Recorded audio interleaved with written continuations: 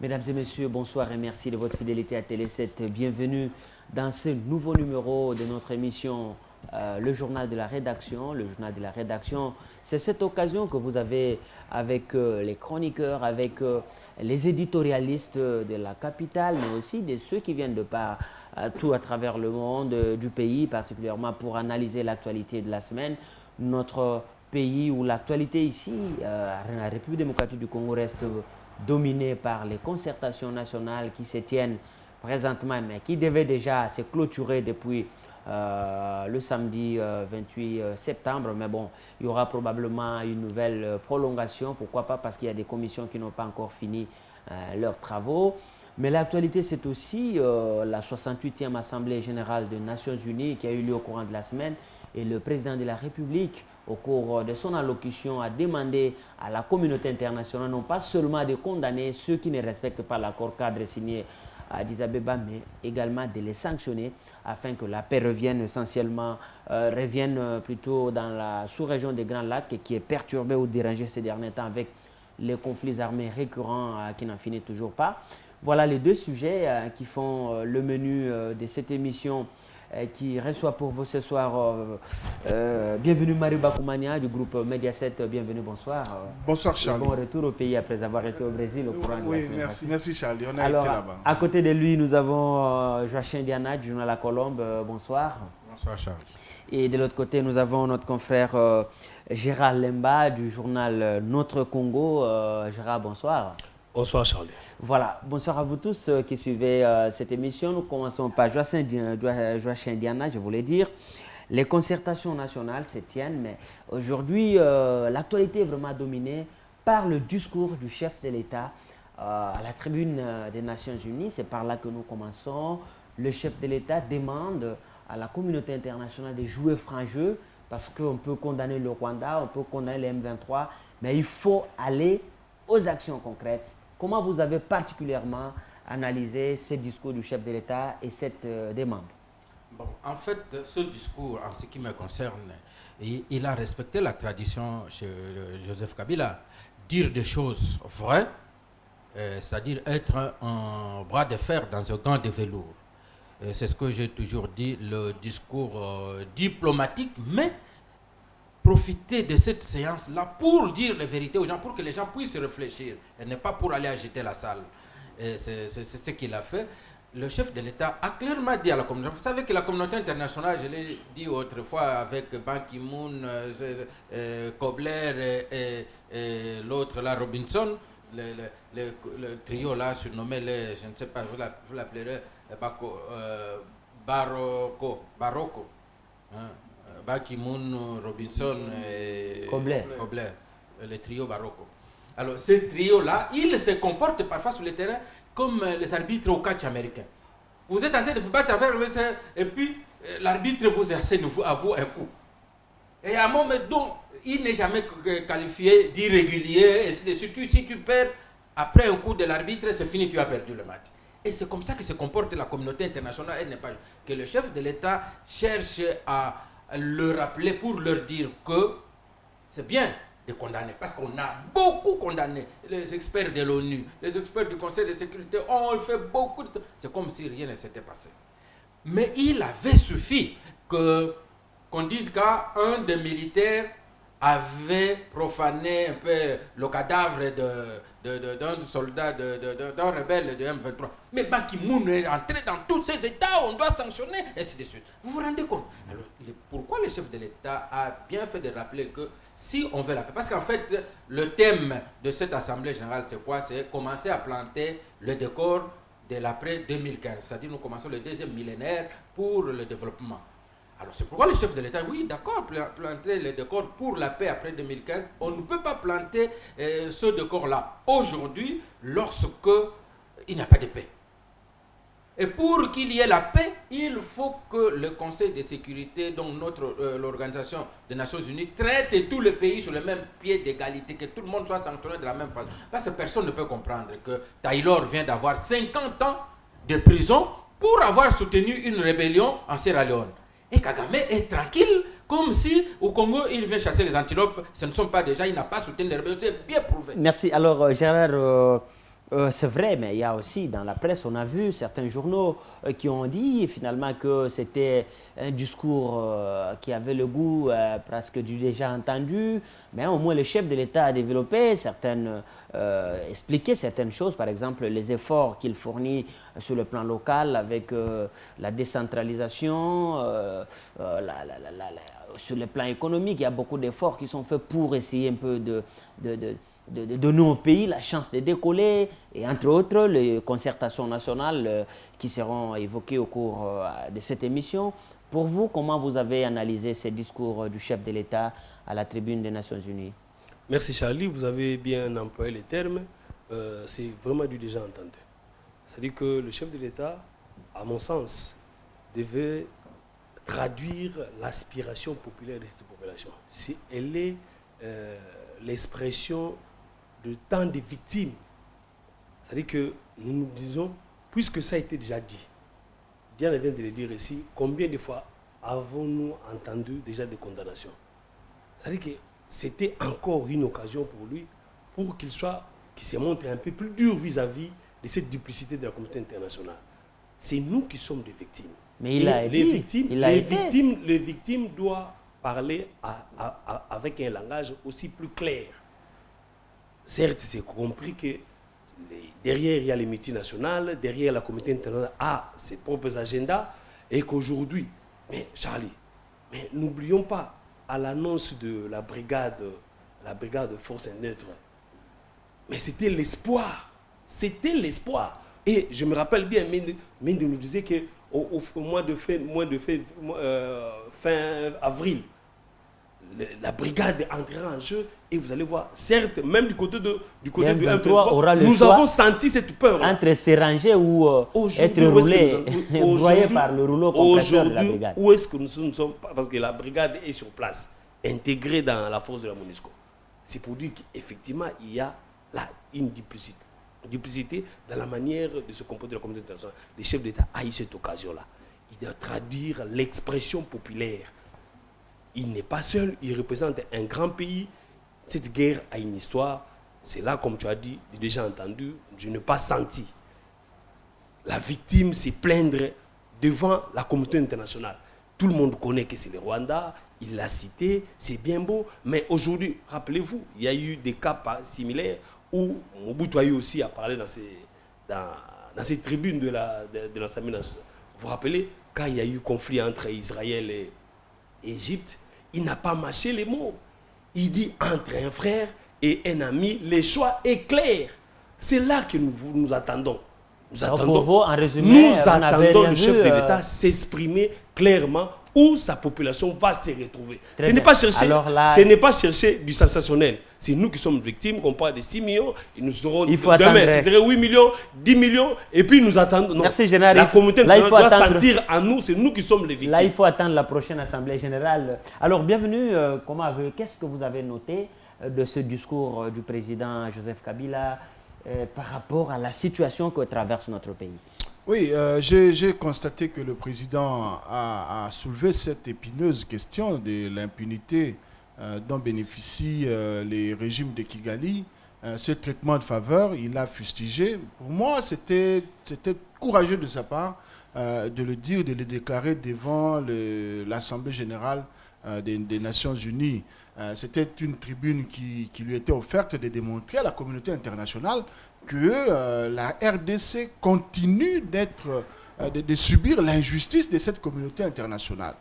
J'aurais voulu, c'est là que moi je trouve que le chef de l'État a péché, parce que sur ce plan-là, j'ai tout à fait d'accord avec lui et que c'était courageux de le dire. Il devait pousser sa logique jusqu'au bout et promettre à la communauté internationale, c'est ce que moi j'attendais de Joseph Kabila, que maintenant que vous faites preuve d'une injustice vis-à-vis de notre cas, vis-à-vis de la flagrance des fautes commises, des crimes commis par Kigali, et que vous vous comportez dans une indifférence indescriptible, je vous informe que je prends toutes mes responsabilités. C'est le discours que moi je voulais attendre, que le chef de l'État va promettre à la communauté internationale de prendre toutes ses responsabilités avec une armée renforcée pour bouter hors du territoire national tous ceux qui sont en train d'agresser la République démocratique du Congo. Ça aurait été un signal fort, à mon sens, un signal fort pour la République démocratique du Congo, qui donne de la voix pour la République démocratique du Congo, qui est victime et qui continue à subir les affres de ces interventions à répétition du Rwanda dans l'Est et la République démocratique du Congo. Donc je pense que on est dans une situation d'un verre à moitié plein pour les uns et à moitié vide pour moi-même. Je suis dans cette situation-là où certains passages, je les ai agréés, je les ai même soutenus, et d'autres omissions, je souhaiterais que prochainement, que le chef de l'État prenne quand même cette posture-là d'un chef de guerre. Il faut qu'on cesse les jérémiades pour qu'on puisse prendre la posture d'un chef de guerre, pour qu'on puisse faire la guerre, non pas pour agresser le Rwanda, mais pour protéger nos frontières. Très bien. Alors, Gérard, en une minute, on va finir ce sujet. Mais aujourd'hui, quand on regarde la situation, nous avons vu au Mali, en tout cas la France, à travers la communauté qui a agi, au nom de la communauté internationale, les Tchadiens, les autres sont venus, ils ont mis fin à ce problème. Et aujourd'hui, on n'en parlait plus. On a vu en Côte d'Ivoire, il y avait tout ça, la France est intervenue avec la communauté internationale. Mais chez nous, pourquoi on ne peut pas aller directement, par exemple, aujourd'hui, mater la rébellion du M23, qui n'a à peine que 1 million, plutôt 1800 hommes de troupes, mais qui mettent en mal tout un pays soutenu par la MONUSCO, soutenu par la brigade d'intervention. Qu'est-ce qui explique cela? Merci Charlie, c'est que historiquement, la RDC a un statut assez spécial. C'est-à-dire que c'est plus la récurrence de toutes ces crises ici nous montre effectivement que le Congo a un statut assez particulier. Si vous prenez un peu les relations qui existent encore entre le Congo-Brazzaville avec son pays colonisateur, Mali et tant d'autres, mais ce n'est pas encore le cas chez nous. Je vous renvoie au livre que le professeur Banza a écrit, Banza Malele. J'ai lu l'ouvrage, c'est pour montrer vraiment que nous avons un statut assez particulier. Et nos dirigeants le savent, et dans la manière d'agir sur le terrain, ça se traduit un peu plus facilement. Donc c'est difficile pour nous d'aborder aussi un sujet qui a trop de ramifications un peu par rapport à l'histoire. Donc c'est dans ce sens-là que je dirais, c'est vraiment difficile de comparer Mali, c'est pas avec tant d'autres pays que tu as cités, pour le transposer un peu chez nous. Oui. Donc chez nous, c'est spécial. C'est spécial. Très bien. Et que alors, je m'excuse, notre développement, notre progrès, comme tout ailleurs, dépend de nous-mêmes. Puisque c'est de nous-mêmes. Il y a un professeur économiste qui disait que même le développement, c'est un accident. Donc, vous ne pouvez pas dire ce qui se passe au Mali, ce qui se passe en France, c'était la même formule.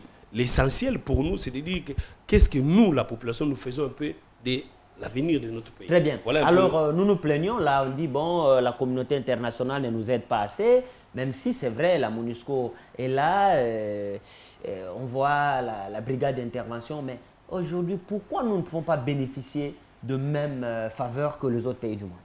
Non, mais ne soyons pas... Lorsque nous voulons qu'on soit juste envers nous, soyons justes envers les autres, notamment envers la France, par exemple.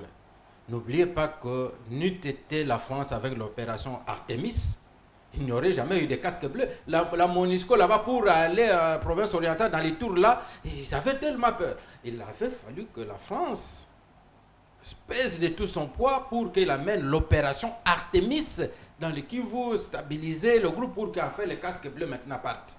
Donc, non, soyons justes aussi, lorsque les gens ont fait quelque chose pour nous, on doit le reconnaître. Pas dire qu'on ne fait rien pour nous. Mais ce que j'aimerais dire aussi, c'est que, à propos du discours du chef de l'État par exemple, pourquoi le chef de l'État parle? On doit d'abord se le mettre en tête. Nous sommes tellement habitués dans les discours. Vita m'en avant joué, les gens croient que moi, le dirigeant de Vita, quand je passe à la télévision, je passe, je finis sur le terrain, Vita va gagner. Vous suivez le groupe des gens de Mazembe de Matongela. Avant le match, nous allons gagner 3-0. Nous allons Mazembe perdre 2-0. Bon, est-ce que ce discours-là, on a besoin de ce discours? Le chef de l'État, supposons, c'est notre franc-tireur. Au milieu du terrain, il tire directement jusque là, il marque le but. Mais vous auriez voulu qu'il nous contente, on fait un dribblant, comme ça on applaudit, c'est ça. De quoi est-ce que nous avons besoin? Des discours ou bien des résultats? N'oublions pas que, à part ce discours qu'il a fait à l'Assemblée générale, il y a eu la rencontre là-bas des pays francophones. Oui. À part le PFA, il y a eu des rencontres avec l'IA, le pays de la Sirgel et et tout ça. la Sirgel et tout ça. Ouais. Il y a eu des réunions là-bas. C'est pour chercher les résultats. Ne soyons pas ces applaudisseurs. Nous aurions voulu qu'ils disent ça pour nous égayer. Pour nous dire non. Donnez une minute à Bienvenue aussi. Bienvenue. Est-ce que nous sommes déjà au stade actuel? On peut se dire, bon voilà, nous avons été entendus et que on peut finalement se frotter, en fait pas frotter les mains, mais espérer que nous allons, avec tous les succès maintenant sur le plan militaire, nous avons quand même de l'ascendant sur les M23, sur le plan diplomatique, on nous écoute, plus ou moins. On peut dire que ça y est, on est sur la bonne voie. Mais écoutez, Charlie, c'est ce que Diana vient de dire. Moi, je ne le partage pas. Je ne le partage pas. Ce n'est pas que le chef de l'État va se comporter comme Vita Ouimana. Non. Le problème qui se pose, c'est que sur le plan militaire, il y a des avancées. Les FARDC sont montés en puissance et ils ont même récupéré du terrain sur l'ennemi. Comment est-ce que dans ces conditions-là, notre chef va encore faire des jérémiades, va encore dresser un mur de lamentation? Non, vous ne faites que condamner, vous ne sanctionnez pas. Ça, c'est un jérémiade, ce sont des jérémiades. Quand vous ne faites que sanctionner, vous ne sanctionnez pas. Non, en ce moment-là, vous devez leur dire, en les regardant droit dans les yeux. Oui. Si vous ne les sanctionnez pas, désormais, moi, je vais user de mon armée pour les bouter hors du territoire national. C'est ce qu'un chef d'État qui veut redonner espoir à son peuple doit dire. Merci, bienvenue. Pour les bouter dehors, il faut d'abord le dire. Très bien, allez. Parce que pendant que les chefs étaient là-bas, les armes pleuraient à 80 km de Goma cette fois. Il y a eu des morts. Très bien. Il y a des blessés. Maintenant, attendez, c'est ce qui nous amène maintenant à parler de concertation nationale. Et là, nous commençons avec vous, Gérard. Vous êtes l'un des journalistes qui couvre ces forums qui se tiennent dans notre pays. Parmi les rares. Voilà, 3 semaines, je crois que c'est 3 semaines, un peu plus. Oui. Les travaux apparemment ne sont pas, jusqu'au samedi, il n'y avait que 2 groupes thématiques qui avaient déposé leurs conclusions. Il s'agit de la thématique réconciliation, conflit communautaire, réconciliation nationale, paix et réconciliation nationale, et la commission décentralisation et renforcement de l'autorité de l'État, si je ne m'abuse. Merci Charlie. Juste une petite parenthèse pour parler un peu de ce que Diana vient de dire ici. C'est-à-dire que quand je parle de tout ce j'analyse un peu le discours, l'allocution du chef de l'État, j'ai dans ma tête un peu les 6 millions de âmes perdues comme ça de Congolais. Et que le chef est notre porte-parole. Ouais. C'est là que nous attendons le chef. Pourquoi le discours du chef de l'État ne fait pas l'objet d'une actualité dans toute la population? C'est parce qu'on suppose que rien n'a été dit de l'essentiel.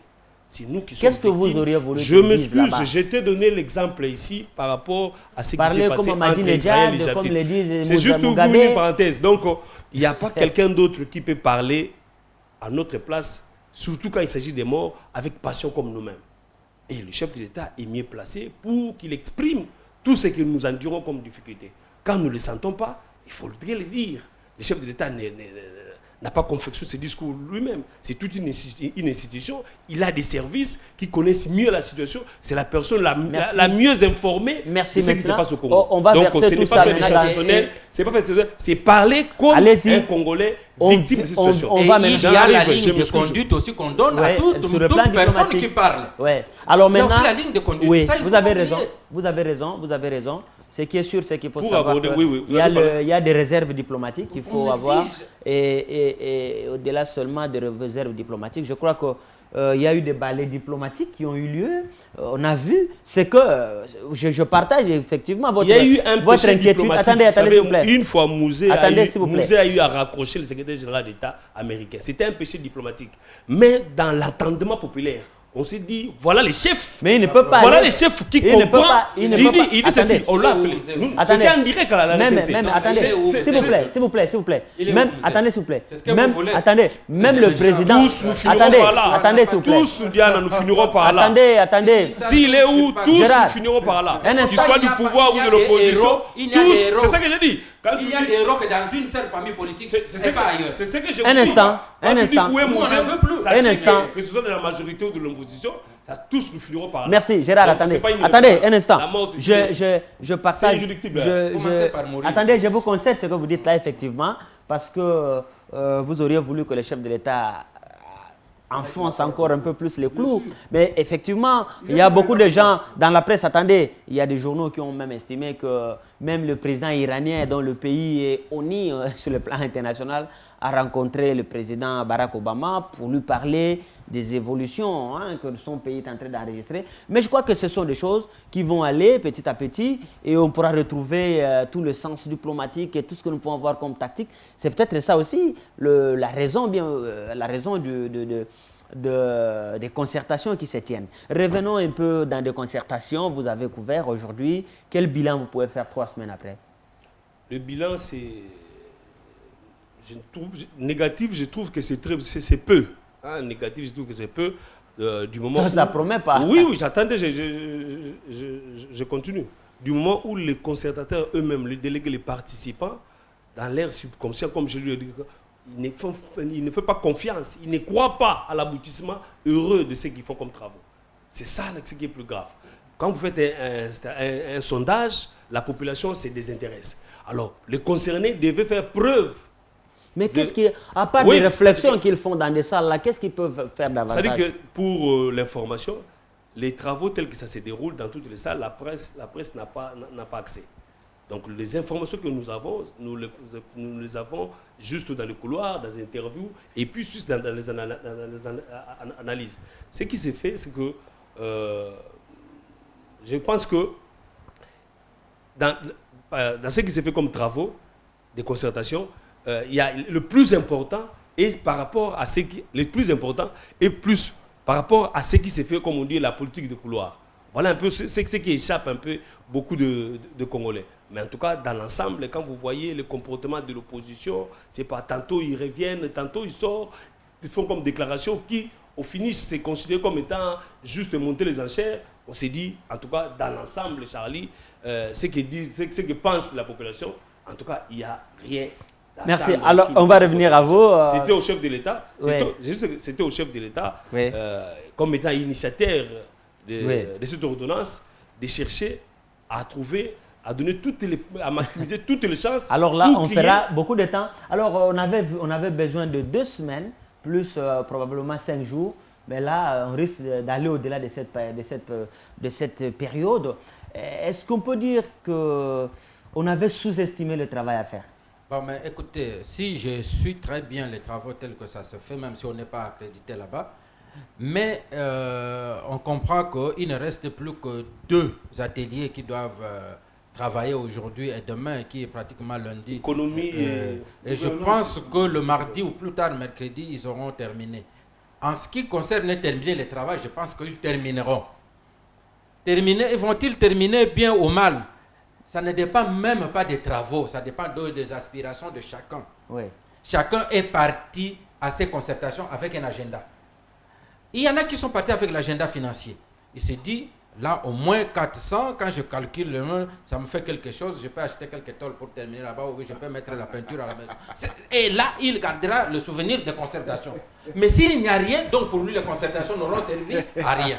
Voilà un agenda. Il y a d'autres qui sont allés avec l'agenda du gouvernement de large union nationale. Et surtout, c'est là.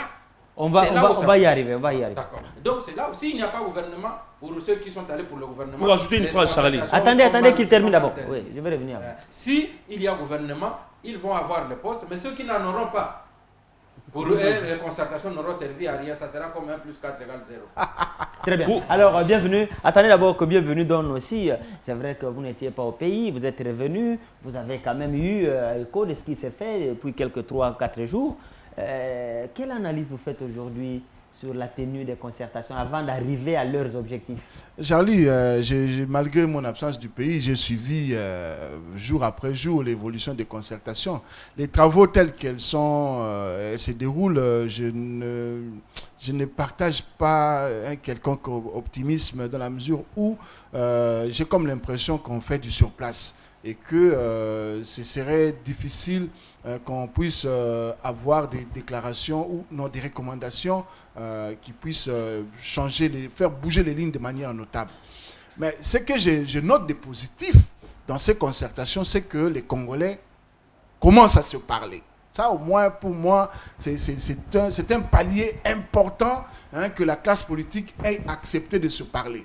Je voudrais même pour moi que si cette classe politique accepte également, comme ils ont décidé, de se concerter et d'avoir comme mode de décision les consensus, si ils peuvent, si cette classe politique peut arriver à se mettre d'accord sur des questions d'intérêt majeur par rapport à la conduite de l'État, moi j'applaudirais. Ce palier franchi, il y aura d'autres paliers et j'aimerais que cette culture de concertation permanente puisse s'installer dans la classe politique congolaise. Merci, bienvenue. Attendez, je viens vers vous là-bas. Je crois que vous avez fini là où moi j'allais commencer.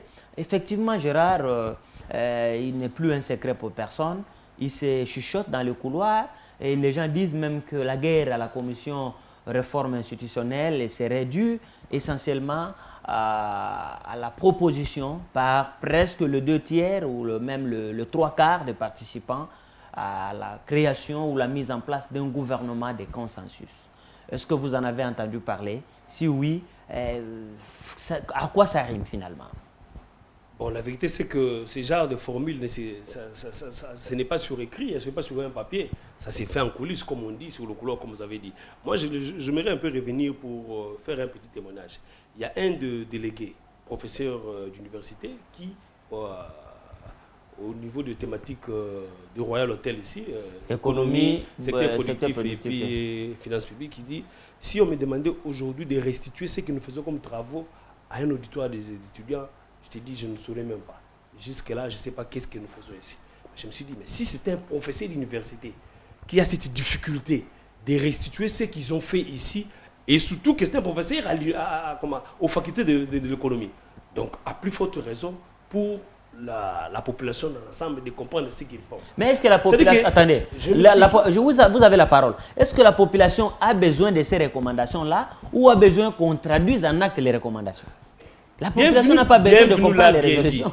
Ce qui est essentiel, c'est qu'ils se parlent. Ouais. Bon, puisqu'ils se parlent, alors donnons la chance pour que ça débouche à la matérialisation, à la concrétisation de toutes les aspirations. Très bien, merci. Arrêtez-vous d'abord là-bas. C'est-à-dire qu'il y a beaucoup à dire un peu dans cette concertation ici. Il y a énormément à dire.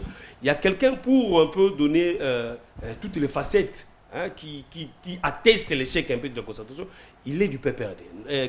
Pour ne pas le citer ici, il m'a fait révéler une analyse. Il me dit, c'est-à-dire que nous-mêmes, au nom du respect de la discipline du parti, on ne peut pas dire ça sur la place publique, mais sachant que les deux candidats qui ont suivi les Joseph Kabila ne participent pas à ce concertation, c'est déjà l'échec. Puisque nous, au finish, ce que nous faisons, c'est la cohésion. Là, il parlait de Tshisekedi et de Kamere. Donc rien que ça, quand il dit, effectivement, c'est les Congolais, bien qu'ils soient du peuple, il reste... On a levé les blocus devant sa maison, c'est quand même... Nous parlons de leur participation, Charlie. Ouais. Ce qui s'est passé ici, ou ce qui se passe, c'est vraiment une histoire répétée.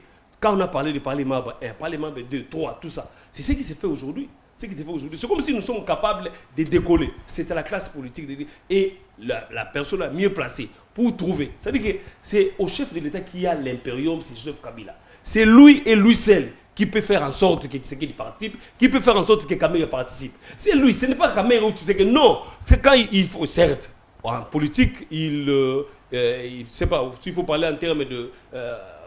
monter les enchères, c'est normal. Mais pour crédibiliser un peu la démarche, parce qu'il s'agit de la vie de toute une nation.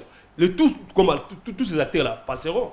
Mais un jour, qu'est-ce que nous pourrons retenir de ce qui a été fait? On nous dit que non, c'est le 13e, à commencer par à l'indépendance. Aujourd'hui, nous sommes au 13e. Dialogue. Le 13e dialogue. Très bien. Attendez, Gérard, je donne un peu la parole à Bienvenue. Bienvenue. Au regard du diagnostic qui a été présenté de la situation du pays, c'est vrai, il parle du secteur productif, économie et finances publiques. On a montré qu'il y a beaucoup de choses, c'est vrai, qui ont été faites par le gouvernement, en commençant par le gouvernement Gizenga, Muzito, jusqu'à aujourd'hui, où il y a quand même eu cet effort-là de pouvoir améliorer la gouvernance. Mais il y a beaucoup qui reste à faire, notamment les recettes de l'État qui sont détournées par-ci, par-là. Est-ce qu'on peut s'attendre à un chambardement institutionnel pour concrétiser carrément ces pourparlers? Charlie, si vous voulez mon point de vue personnel, je mets toutes les analyses des faits de côté. je vous dis, en tant que démocrate, je suis contre tout gouvernement d'union nationale, tout gouvernement des compromis. Ça, je parle, c'est mon point de vue en tant qu'individu. Mais si je me mets à la place de la dynamique qui est en train de se faire, là, j'analyse comme journaliste, hein, je me dis, étant donné qu'ils sont en train de se parler, étant donné également que les uns, ils sont venus et que les autres, ils sont en train de vouloir démontrer qu'ils peuvent travailler ensemble avec les autres, je me dis, pourquoi pas, si c'est dans l'intérêt de la République, pourquoi pas les uns et les autres peuvent travailler ensemble. Mais, le point de vue des démocrates que je suis, quand quelqu'un a gagné les élections, il dirige jusqu'à la fin du mandat. Voilà. Hein, mais s'il les a perdus, il reste dans l'opposition. Voilà. Mais aujourd'hui, que la majorité, le président Kabila se dit, peut-être que chez moi, il n'y a plus d'expertise et que je dois recourir à l'expertise d'en face. Pourquoi pas, hein? Je ne vois pas d'inconvénient qu'on change autant de gouvernement si c'est dans l'intérêt de la République. Mais en tant que démocrate, je répète encore une fois, Pas de gouvernement d'union nationale. Mais face aux contingences du moment, on peut accepter l'ouverture. Très bien. Alors, voilà, nous sommes là au niveau de ce gouvernement d'union nationale, ou alors même le chambardement de la structure institutionnelle actuelle.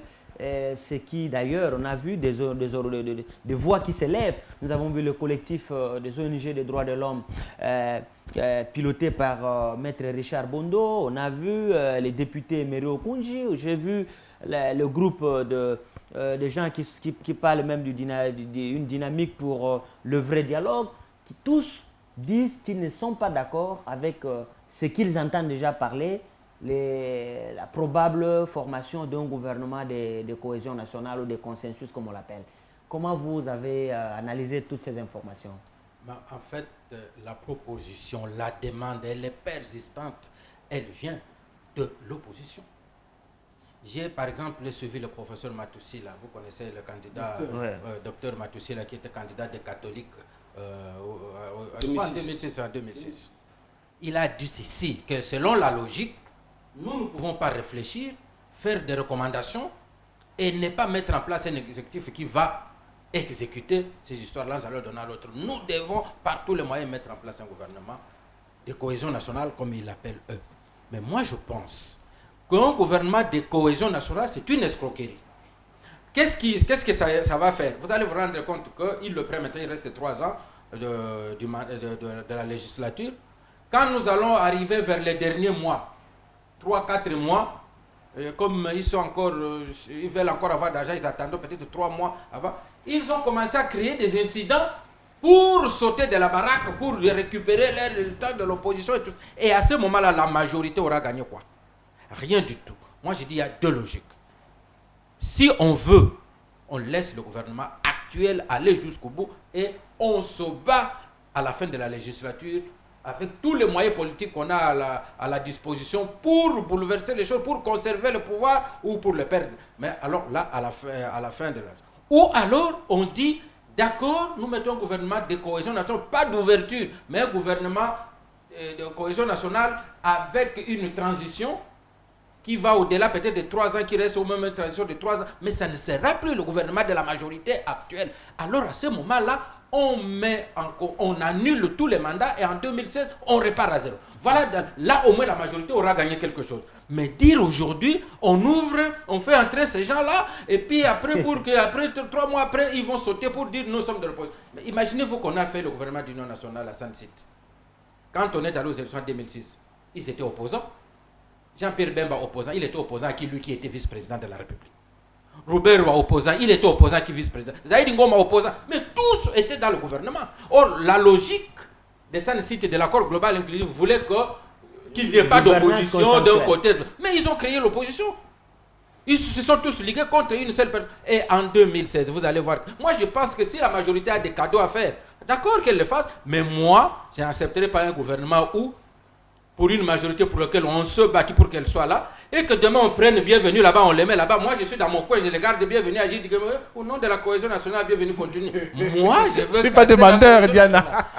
C'est ce que je dis, il faut faire justice. Merci. Alors Gérard, vous voyez... C'est-à-dire que moi je ne partage pas. Attendez, je ne partage pas cette logique pour dire que j'appelle ça du chantage politique à l'endroit du chef de l'État.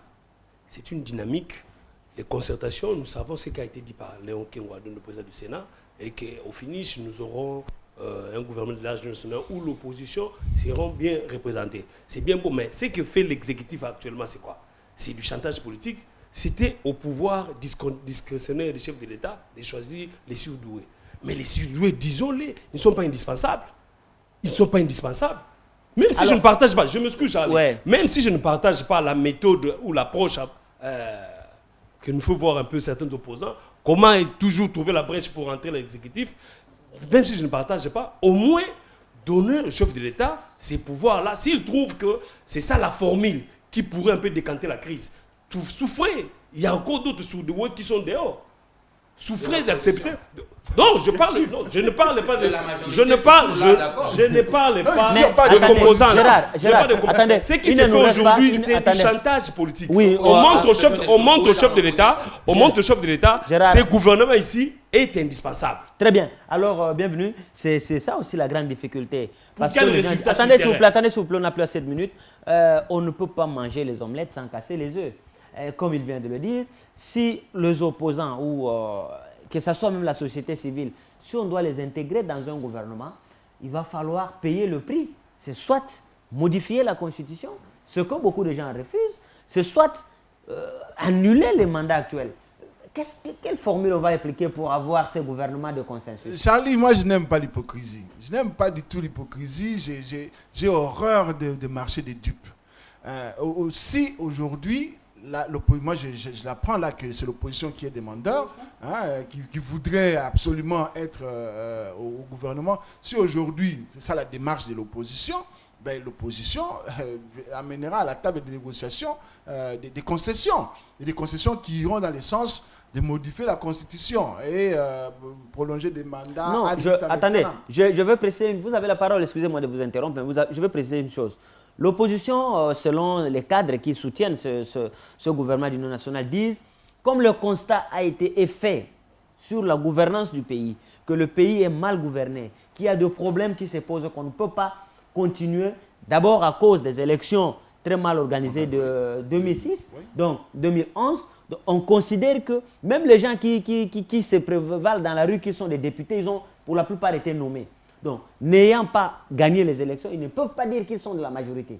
Il faut requalifier cette majorité et gouverner de manière consensuelle pour qu'en 2016, qu'il n'y ait pas de couac au lieu de laisser le gouvernement actuel dirigé par des... Justement, Charlie, c'est ce que j'étais en train de dire. J'étais en train de planter les décors pour justement aboutir. Rapidement parce qu'on a placé... Oui, bon, voilà, parce qu'il faut y aller rapidement. J'étais en train de planter le décor pour dire ceci, que si on est en concertation et que tout se fait par consensus, on se met d'accord sur tous les points, c'est tout à fait logique qu'au final, on se mette aussi d'accord sur la gestion de l'État. Oui. Pourquoi seulement le gouvernement? Il faut aussi un consensus à l'Assemblée nationale, parce que la Constitution dit le gouvernement est l'émanation de l'Assemblée nationale. Ça veut dire qu'au sein de l'Assemblée nationale, on aura une nouvelle majorité. Si c'est le prix à payer, il faut y aller. Il faut y aller pourvu que l'intérêt supérieur de la nation soit préservé. Voilà. Et l'intérêt supérieur de la nation, c'est mettre la fin à la guerre qui est à l'est de la République démocratique du Congo. Et on va mettre un terme à cette guerre seulement et seulement si on renforce l'armée. Et si ce gouvernement aura comme mission principale renforcer l'armée, que ce soit même Tshisekedi, pour moi, ça ne poserait aucun problème, que ce soit Évariste Bochab, que ce soit ou Kengoadon, parce qu'on les cite également, ça ne poserait aucun problème. Pour moi, le plus important, c'est qu'est-ce qui sera fait par éventuellement ce gouvernement, que le gouvernement actuel Très bien. Alors, vous avez une minute pour donner votre conclusion par rapport à ce gouvernement qui se chuchote déjà. Est-ce qu'il va falloir modifier la Constitution ou prolonger? Parce qu'il y en a, mais j'ai suivi des gens qui disent que l'opposition actuelle, si elle accepte ce chemin, ce serait faire de Kabila un président à vie. Non, ce n'est pas un président à vie, parce que les élections auront toujours lieu. C'est là où j'ai toujours trouvé l'aveu d'impuissance de cette opposition. Donc cette opposition est sûre que tant que Kabila se présentera, il gagnera toujours. C'est un aveu d'impuissance. Et puis elle a raison totalement, parce qu'elle se connaît assez. Elle a raison, cette opposition, parce qu'elle perdra 100 fois les élections, elle perdra 100 fois. Et là, devant Kabila. Je lui conseille, devant Kabila. Elle perdra 100 fois, je lui le conseille. Merci. Bon, alors c'est pour dire que le gouvernement qu'on les mette, qu'on annule les mandats, on gère ensemble, là je suis d'accord. Mais j'aimerais aussi dire ceci pour ceux qui couvrent. Moi je pense, au lieu de venir donner des leçons, le chef de l'État aurait dû dire, moi je demande que la presse qui couvre les concertations aurait dû déjà quitter les concertations. Elle serait la première à quitter les concertations, parce que je ne vois même pas qu'est-ce qu'elle fait. Ils n'ont accès à rien. Et accès à rien, elle est oubliée. Quand vous lisez les journaux, il y a des spéculations. Oui. Vous êtes allé faire quoi? C'est pour la première fois qu'on organise un forum où la presse, surtout la presse écrite, on a payé l'audiovisuel pour chanter sur un forum de si grande importance, c'est dans des chansons avec des musiciens et consorts, mais ceux qui doivent poser les bases pour faire réfléchir, pour donner l'histoire des artistes, rien du tout. Alors Gérard, en une minute, comment vous allez conclure toute cette discussion sur les concertations nationales qui se tiennent au Palais du Peuple? Ouais, je conclue en disant que nous attendons à une symbiose il y a une symbiose de l'issue de toutes ces concertations. C'est-à-dire, je parle de nos concertations ici à Kinshasa et celle de Kampala. Donc, au-delà de ça, le chef de l'État lui-même, il est sur tous les fronts pour chercher un peu la solution. Je disais au départ ici qu'il y a un internationaliste qui dit que toutes les guerres terminent sur une table de négociation. Alors, si les concertations, ajouter l'issue du Kampala, peut faire en sorte que nous trouvons une nouvelle dynamique pouvant, ne serait-ce qu'apaiser nos frères et sœurs qui sont toujours en errance à l'Est. En tout cas, j'ai dit, Charlie, les surdoués ne sont pas indispensables. Il doit accepter que la même personne qui les a désignés et que cette même personne trouve aujourd'hui par rapport à l'évolution politique. Un gouvernement d'union nationale est souhaitable. Qui trouve que c'est normal. Ce n'est Merci. Pas, voilà. Merci alors, bienvenue. Une minute pour conclure. Oui, c'est pour protester énergiquement par rapport au traitement réservé aux médias. Les concertations nationales qui se passent quasiment à huis clos. C'est comme si on a des choses à cacher. Alors que lorsqu'il y a un forum pareil qui se tient, on devait sentir les médias totalement impliqués. J'ai du mal quand notre reporter revient et qui nous dit il n'a glané que des informations de couloir. Je pense que ça ne sert à rien si on n'a que des informations de couloir. Les informations de couloir servent à recouper les informations officielles, les sources officielles auprès desquelles on peut aller puiser l'information. Donc c'est vraiment une protestation énergique par rapport au traitement réservé aux médias à ces concertations. Mesdames et messieurs, vous avez compris, l'émission était très animée parce que le sujet également passionne le débat dans notre pays, les concertations nationales. Il y a un bloc qui se trouve dehors, notamment l'UDPS avec Tshisekedi, l'UNC de Vital Kamerhe, qui a même créé une structure qui se bat pour le vrai dialogue. Et sur le plan interne, en tout cas ceux qui sont au Palais du Peuple avancent. Les recommandations ont été déjà déposées au bureau du Présidium qui va incessamment peut-être convoquer une plénière pour la mise en commun de tout et le soumettre au chef de l'État qui devra probablement entériner et voir la suite. Tout ce que nous souhaitons, c'est que tout se fasse dans l'intérêt supérieur de la nation, parce que c'est seul l'intérêt de la nation qui doit primer sur les considérations partisanes. Merci à vous, très chers confrères, pour ces analyses et merci à ceux qui nous ont suivis. Le prochain numéro, c'est déjà pour la semaine prochaine, mais dans l'entretemps, restez avec nous sur Télé 7. Au revoir. Merci.